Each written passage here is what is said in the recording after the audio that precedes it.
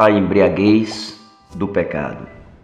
Esse é o título da nossa reflexão de hoje. Conta-se a história de que viviam numa cidade dois amigos que se entregavam constantemente à embriaguez. Certo dia, ao cair da tarde, atravessaram um enorme rio que havia naquela região, a fim de irem a um boteco que ficava na outra margem, onde ali permaneceram até altas horas da noite. Lá pelas madrugadas, já embriagados, decidiram pegar o barco e voltarem para casa. Era ainda escuro. Cambaleantes entraram no barco e começaram a remar de volta para suas casas. O efeito alcoólico manifestava-se consideravelmente em cada um deles. Empenharam-se em incansáveis remadas. Algo lhes parecia estranho. Tentavam, e então perceberam que não conseguiam atingir a outra margem.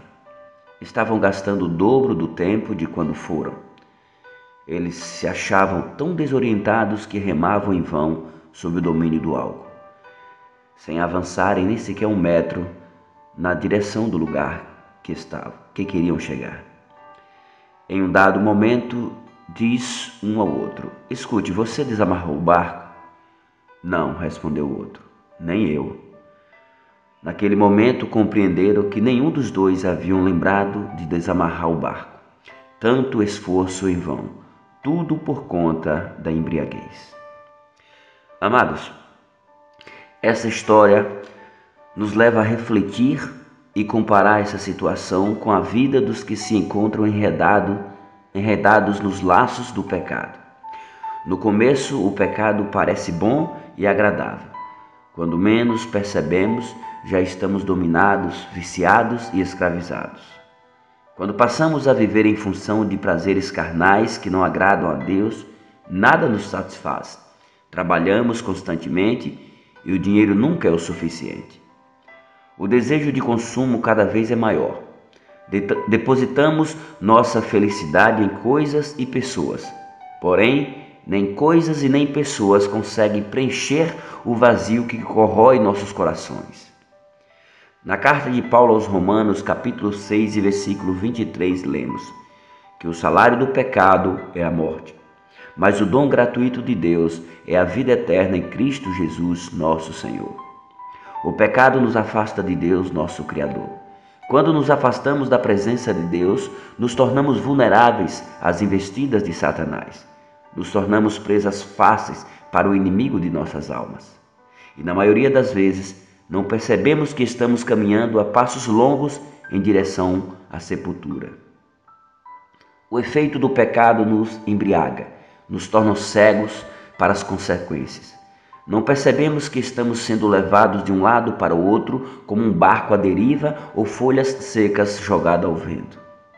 Só quando ficamos sóbrios é que percebemos o estrago que fizemos em nossas vidas e na vida das pessoas que amamos.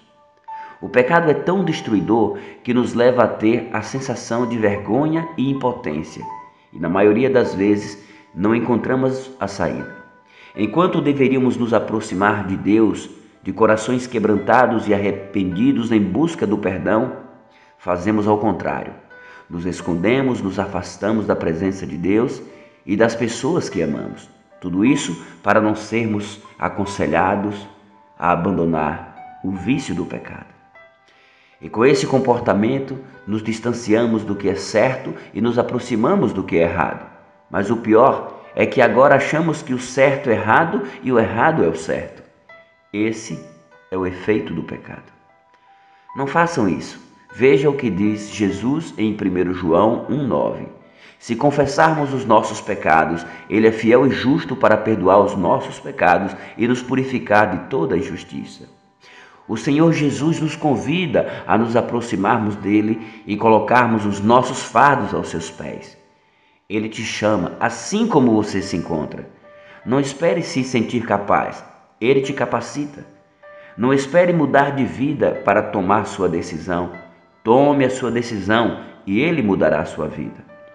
Ele te perdoa e neste exato momento ele está nos representando diante do Pai. Veja o que está escrito em 1 João 2,1.